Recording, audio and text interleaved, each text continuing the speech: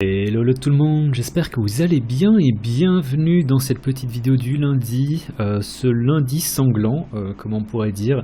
J'espère que vous allez bien. Je vous avoue que personnellement, l'évaluation du portefeuille aujourd'hui me fait assez mal aux fesses, dans le sens où depuis le ATH, bon bah on sait tous, hein, depuis le ATH, BTC a perdu 50%. Alors depuis le ATH, je pense que je suis à une perte quand même de 33, peut-être plus, peut-être 40%. Il faudrait que je vérifie parce que j'ai pas fait la mise à jour.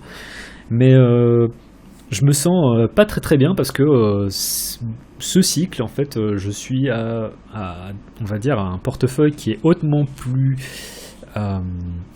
élevé que le cycle précédent. Et du coup, perdre 40%, c'est plus comme si je perdais à l'époque 15 000 balles. Donc on est aujourd'hui sur des montants qui, si j'en parlais à ma famille, les scandaliseraient probablement, si je leur dis voilà, depuis le ATH j'ai perdu autant d'argent. Mais bon, voilà, c'est le jeu, j'espère quand même que malgré ça, vous allez bien. Donc comme j'ai dit en intro, l'année, et là on va dire que janvier n'est pas encore terminé, et on va dire que depuis le mois de décembre, c'est pas génial ce qui se passe pour moi, dans le sens où j'ai quand même une grosse exposition à BTC, j'ai plus trop d'exposition à Ethereum, mais ça je vous en avais parlé. Et je vous avais dit ouais, je veux sortir vers les 56K, on n'est jamais monté aussi haut, et je me sens totalement débile dans le sens où j'ai répété en fait ce qui s'est passé ici, dans le sens où quand on a la cassure ici, je me dis ouais, je veux sortir à 53K, on n'a jamais eu les 53K et je me suis fait surprendre en l'espace de quelques bougies. Là c'était pas en l'espace de quelques bougies, j'avais vraiment éventuellement tout le temps de sortir, et je l'ai pas fait. Donc ça c'est une chose dont je me rends coupable, qui me rend, on va dire, un peu mal, qui me fait pas me sentir bien. Mais je vais pas trop parler de moi, parce que je sens qu'il y a des gens aussi qui éventuellement sont pas forcément super. Je vais, ceci dit, faire un petit récap de ce qui s'est passé depuis qu'on a eu la cassure ici, qu'on a cherché les 40K. De mon côté, je vais vous expliquer, je voulais sortir ici. J'ai pris un long ici, je me suis fait sortir. J'ai pris un long ici, je me suis fait sortir. Et j'ai jamais eu une entrée pour un short ici ou même ici. Donc dans la vidéo de vendredi passé, on était à 38. Et j'avais dit ouais, je prends un long à 37,4. J'ai pris mon long à 37,4. C'était pas une bonne idée. Là, j'ai fait un truc qui est pas super conseillé. J'ai double down et je suis sorti. Maintenant, d'un point de vue trading, on va dire que pour ce qui est du trading, on va parler du trading, on est sur la plateforme de notre cher sponsor PrimeXBT. Pour les shorts, le setup est le même. Si on remonte à 41K, 42K, c'est là que vous voulez shorter. Avec le stop au-dessus de la mèche ici, voire un peu plus haut pour être certain qu'on n'ait pas une espèce de... On vient de chercher la liquidité ici. Ceci dit, bon, on a quand même tout ça comme ligne de défense, donc je ne pense pas qu'on vienne rechercher aussi haut. Donc ça c'est une chose, le short reste le même, et d'un point de vue long, ce que vous voulez voir c'est, je passais en 4 heures, si on délie, première chose, si on délie, et ça je vais en parler sur TradingView, si on délie on récupère les 35, ici au-dessus, en une seule fois, donc que dans 10 heures on récupère ça, c'est bon signe, et on a toutes les chances en fait de revenir chercher les 41K. Je dis c'est des chances, on va dire, on a une probabilité assez forte. Est-ce que ça va se passer en fait, j'en sais rien. Mais en tout cas, on met un stop qui sera bien délimité, qui sera ici, et l'idée ce sera d'aller chercher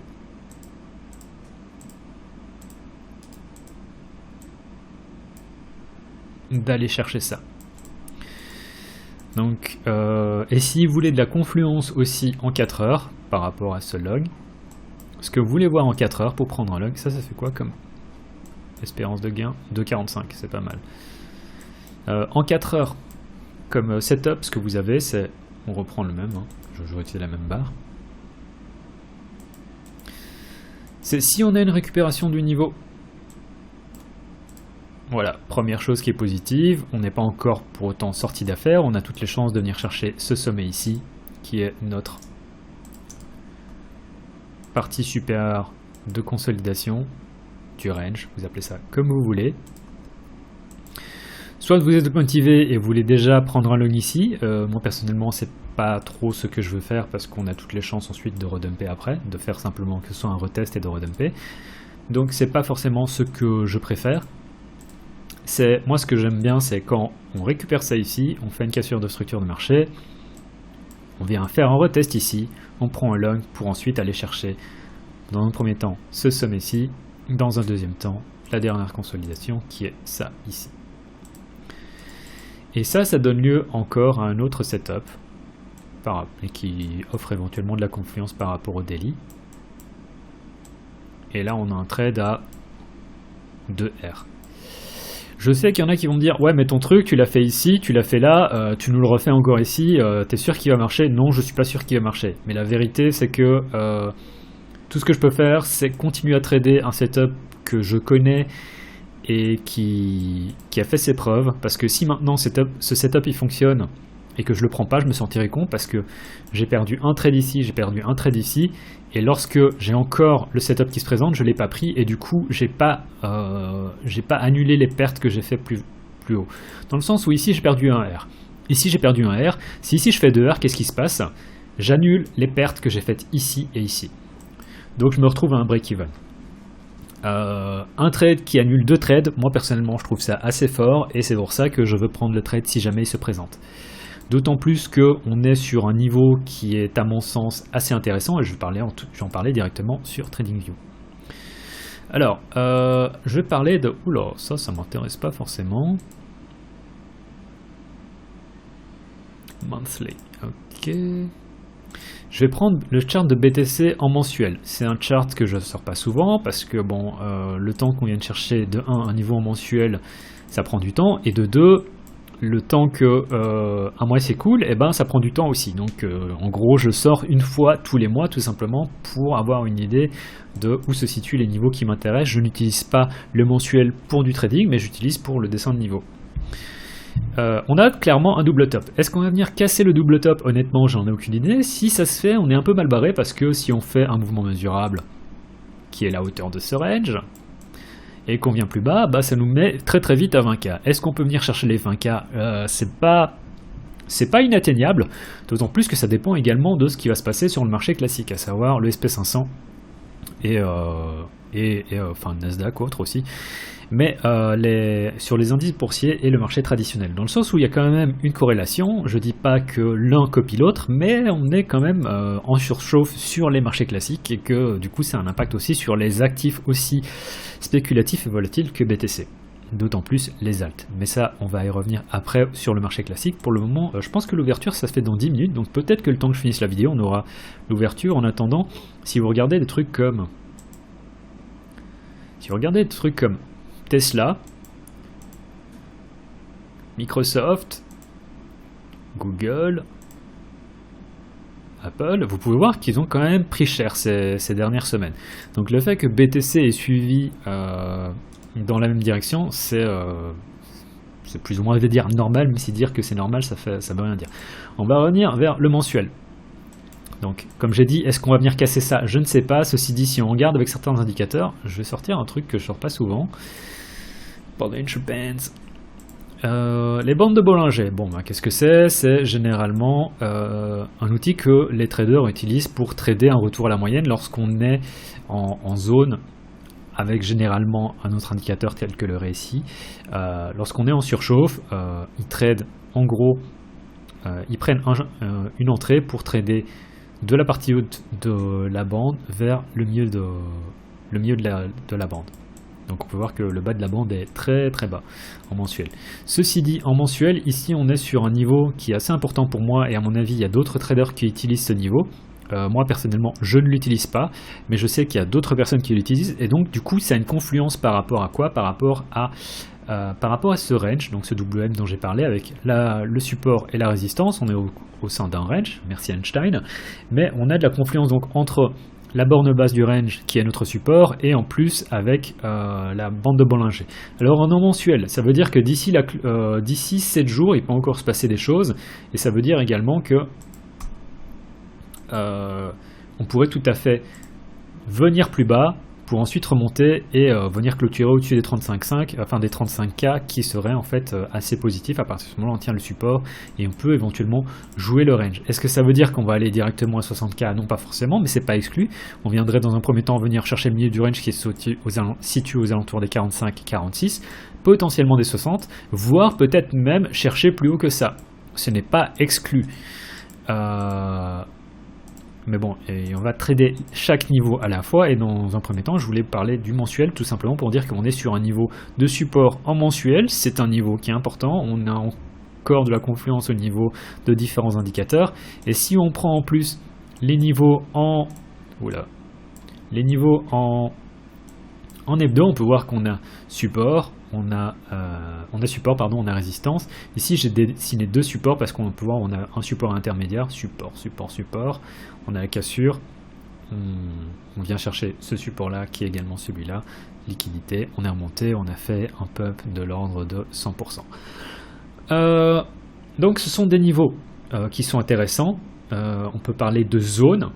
Donc que ce soit en mensuel, en hebdo, ce sont des niveaux qui sont intéressants et c'est ça qui fait que là où je suis actuellement, là où les prix sont actuellement, je me dis c'est pas la pire des zones pour prendre un long. Est-ce que je prends un long de manière inconsidérée? Non, mais c'est ça qui me fait dire que là où on est actuellement, en daily, c'est un niveau qui est intéressant. Et c'est ce dont je viens de parler. Alors là en daily, si on récupère le niveau dont je viens de parler sur Prime, on peut voir que c'est également le niveau de notre niveau en mensuel, donc confluence, génial.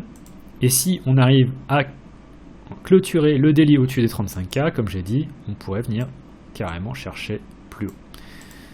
Et ça, c'est également notre zone de short. Mon avis personnel, et je peux tout à fait me tromper, c'est qu'on est encore parti pour faire une espèce de... Faut pas s'exciter si on revient en fait vers 40K. Parce que mon avis, c'est qu'on peut encore éventuellement faire un truc comme ça pendant certains temps. De la même manière qu'on a pu faire ça ici. Donc, je suis pas super excité, je dis pas qu'on a le bottom ici, d'autant plus que si jamais on vient faire un bottom et qu'on a un peu une espèce de range qui vient s'installer ici, vous aurez tout le temps de pouvoir acheter ici, ici, ici, où vous voulez, d'acheter plus bas. Donc ça c'est une chose. Et l'idéal bien sûr c'est toujours d'attendre qu'on vienne former un range et qu'on ait la cassure du range, qui reste encore le setup ultime. En daily, donc ça c'est pas, il va falloir attendre, et quand on regarde en 4 heures, c'est ce que j'ai expliqué, c'est si on récupère de 1 le niveau qu'on a la cassure de structure de marché, qu'on vient faire le retest ici, je prends le log et je me pose pas de questions, même si le setup a déjà foiré, on va dire 2 fois. Mais c'est pas une raison pour l'arrêter si on sait que c'est un setup qui fonctionne et en fait c'est tout simplement du bon sens. Donc pour les logs, honnêtement, je viens de l'expliquer. Je pense pas qu'on ait la récupération des 35 dès aujourd'hui. Mais du coup, ça c'est le setup log et on a même le deuxième setup qui peut venir se présenter qui est on récupère le niveau, on achète la retrace, on vient chercher ça ici, on arrive à taper dans la première consolidation avant dump, on a le retest, qu'est-ce qui se passe? Le retest c'est quoi? C'est un log et on vient chercher ça ici. En termes de stop, on met son stop en dessous de la borne inférieure du range qu'on est potentiellement formé en 4 heures. Et ensuite, on a le setup short ici. Et là, on a déjà un plan de trading qui est en place pour la semaine et les semaines à venir, si jamais on a quelque chose comme ça sur BTC. Mais on a des niveaux qui sont bien définis et c'est ça qu'on veut trader. Donc, vous faites ce que vous voulez de ce que je viens de vous dire. Moi, je sais là où est mon plan de trading. Et ça ne veut pas dire pour autant que maintenant, on va faire ça. Si on fait ça, ça ne fait pas partie de mon plan de trading et je ne le traite pas, tout simplement. Donc voilà. Ça, c'est pour BTC et c'est tout ce que je peux vous dire. C'est tout simplement trader ce que vous voyez et non pas ce que vous voulez. Je sais qu'il y en a qui vont me dire ouais mais ton truc il a pas fonctionné déjà, oui mais bon voilà, c'est le trading, je gagne pas tout le temps non plus. Ethereum BTC, ouais ça me sent pas bon dans le sens où Ethereum j'étais content, j'ai vendu ça ici, j'étais tout fier, J'ai vendu ça ici, j'étais tout fier. J'ai racheté ici, je suis pas tout à fait fier. Donc c'est moyen, et si on revient vers les 68-69 idéalement, en fait je suis out d'Ethereum parce que j'ai racheté et je suis un peu un imbécile. Ethereum USD, il y a 2 niveaux que j'avais dessinés lorsqu'on est venu casser les 4000, et j'avais dit bon ben faut faire gaffe parce que si on casse les 4000, et j'ai eu pas mal de problèmes en fait à m'en rendre compte parce qu'on est venu faire ce truc là qui était pas évident pour moi. Mais lorsqu'on a recassé ici, bah, je sais que je suis sorti d'une grosse partie d'Ethereum aussi pour repasser en USDT. Et l'idée c'était de dire que voilà, on peut aller chercher les 3K. Bon bah voilà, ça c'est fait. C'était un niveau qui était assez bien dessiné. On a fait un bounce et on a dumpé. Et le deuxième niveau c'était les 2004. Bon, c'était pas une vraie... C'est pas vraiment un niveau que j'ai dessiné, c'est davantage une zone, mais là on est dedans. Donc c'est ici que vous voulez voir aussi une réaction, et un peu comme sur BTC, ce que vous voulez voir c'est une récupération avec un SFP qui se met en place pour éventuellement chercher 3000. Est-ce qu'on va chercher au-dessus des 3000? Honnêtement maintenant, venir chercher la partie, et là encore, hein, comme sur BTC on peut considérer qu'on est dans un range.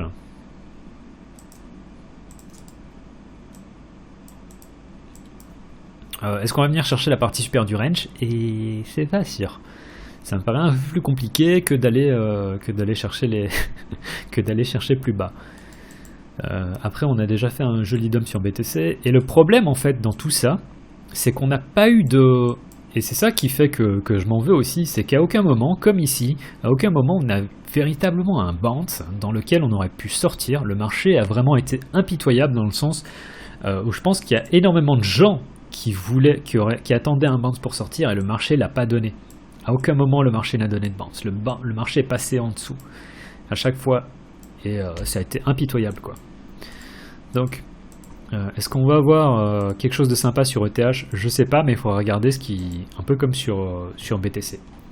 Donc recherche des échelles de temps plus petites, et dans tous les cas personnellement je favoriserais du trade contre un trade plutôt contre BTC plutôt que contre ETH. Mais l'idée ça reste la même chose, hein. Je vais mettre ça en jaune. C'est quoi? C'est récupération de niveau. Est-ce que je prends un long ici? Non, parce que peut-être que c'est simplement un retest bear et bom, on va venir chercher là. C'est pour ça que je ne le prends pas sur BTC non plus. Cassure de structure de marché en 4 heures. Se dire qu'on peut acheter ça ici. On a le stop qui est défini. Et espérer, dans un premier temps, retour sur l'ancien sommet. Et dans un deuxième temps, ça ici, qui est la petite consolidation, qui est potentiellement l'endroit où on va voir une réaction, prendre à nouveau, si on vient refaire un retest sur l'ancien sommet ici, pour aller chercher ça là. Et là, à mon avis, on risque aussi d'avoir une réaction qui pourrait... Est-ce qu'on va faire ça? Je sais pas, c'est pas impossible. Mais donc voilà, être prêt à tout, on est clairement plus dans un bull market. Haha, merci Einstein. Je crois que je l'ai dit 2 fois cette phrase. Oh, excusez-moi. Je vais m'arrêter de toute façon parce que ça fait déjà 18 minutes et que c'est pas génial et que le marché a ouvert aussi. Regardons un peu ce qui s'est passé du côté de Tesla. Un gap. Ah bah on s'y attendait pas. Microsoft, un gap. Google, un joli gap. Apple, un gap aussi. Donc ouais. Eat my underwear SP500. Donc ça c'est pas génial, et là où je m'en veux c'est des trucs comme Sol. Alors Sol, j'ai très bien dessiné le truc. Je vous avais parlé de Sol ici, j'avais dit je suis pas intéressé par prendre un long parce que c'était maximum 8%. Et le drawdown était à 20%. Est-ce que j'ai joué ça? Non, du coup je m'en veux parce que j'ai pas gagné d'argent. Avax, même chose.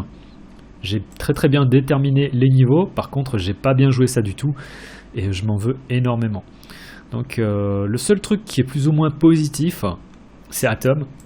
Atom honnêtement il est assez fou, dans le sens où on est dans une consolidation là où tout le marché a dumpé. Atom depuis le début du mois de janvier, donc ça fait un mois de conso presque, est simplement en train de faire une espèce de mini range. Et si on a une cassure ici, c'est all time high. Donc ça pourrait être assez intéressant sur Atom. Et ce qui me fait un peu peur en fait, ce serait parce que Atom, pour info, je vous en ai parlé déjà. Je préférais attendre qu'on ait la clôture en mensuel parce qu'on pourrait tellement facilement venir faire une espèce de retour comme ça avant d'avoir un truc de feu explosif. Soit on va avoir une rotation de tous les capitaux du marché crypto sur Atom parce que voilà, c'est le seul actif qui est plus ou moins positif. Mais je vous en ai parlé depuis longtemps, celui-là, j'en ai parlé à l'époque, quand on était ici, quand on a eu la cassure, qu'ensuite on a fait le retour ici. Donc je suis vraiment curieux de savoir comment ça se passait. Je vous ai parlé aussi beaucoup de Curve, mais Curve par contre c'est un peu moins bien, quoi. Donc Curve, j'ai pris une position à 12 000 Satoshi, je suis sorti à 12 000 Satoshi. C'est un peu moyen. En hebdo, honnêtement, on pourrait toujours venir remonter, hein, et ça pourrait prendre du temps. Donc voilà, c'est tout pour la vidéo d'aujourd'hui. J'espère honnêtement que vous allez bien malgré la chute. On est en train de faire déjà un petit bounce peut-être, donc à voir. Le fait qu'on ait un bounce à l'ouverture des marchés, à voir. Ouais, je sais pas. On va vraiment voir. J'espère qu'on va avoir justement ces différents scénarios dont j'ai parlé, mais en attendant, soyez pas excités si on arrive vers 42, parce qu'à mon avis, on a toutes les chances en fait de continuer à faire une espèce de chop. Voilà, ça c'est mon avis personnel. Peut-être que je peux me tromper, mais en attendant, vous avez également le plan de trade et vous avez les niveaux. Et je vous expliquer pourquoi ces niveaux ici pour moi sont importants, dans le sens où en hebdo et en mensuel, ce sont des niveaux importants. C'est également du coup des niveaux importants en daily. Et on pourrait en fait davantage travailler ici le support pour rechercher le milieu du range, voire le haut du range, qui sait au cours des prochains mois. Voilà, c'est tout pour aujourd'hui. C'était Graph en vous souhaitant une excellente semaine et j'espère vraiment que vous allez bien, même si j'imagine que le portefeuille, ça doit pas être trop ça. Allez, on se voit vendredi. Tchuss.